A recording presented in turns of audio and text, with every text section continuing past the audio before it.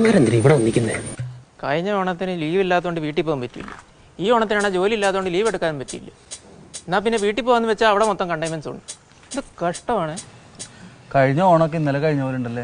അതെ, നിനക്ക് ആ വേദന മാറത്തോണ്ട് തോന്നുന്നു. എടാ, കഴിഞ്ഞ ഓണത്തിന് ഇതേ പ്ലാവിൽ ഏകദേശം ഇതേ പൊസിഷനിലല്ലേ ഗോപിച്ചേട്ടനെ കെട്ടിയിട്ട് തല്ലിയത്? ഞങ്ങള് കറക്റ്റ് സമയത്ത് വന്നില്ലായിരുന്നു, അന്ന് തന്നെ കഴിഞ്ഞാണ്. അയ്യോ, എന്തൊരു മൂങ്ങലായിരുന്നു അവരന്ന്.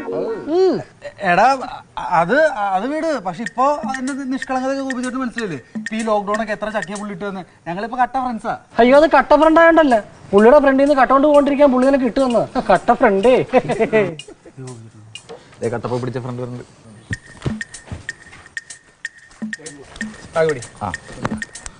കണക്കെല്ലാം കറക്റ്റല്ലേ ചേട്ടാ? ഓ ചേട്ടാ, എല്ലാത്തിനും ഒരു കണക്കുണ്ടാവണം കേട്ടോ. അതൊരു ബാഗ് കണക്കെന്റെ ഉണ്ട്.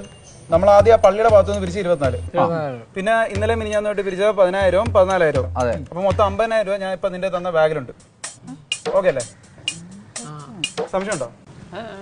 ഉണ്ടേ കൂട്ടി നോക്കടാ. 24 10 എത്ര? 34,000. 34 14 എത്ര? 48,000. ആ, അതാണ് ഞാൻ പറഞ്ഞത്. 50,000 2,000 രൂപ കുറവുണ്ട്. അപ്പൊ 48,000 രൂപ ബാഗിലുണ്ട്. കണക്കൊക്കെ ഗോപിച്ചേട്ടൻ കറക്റ്റാ. ഓക്കെ അല്ലേ? 48,000.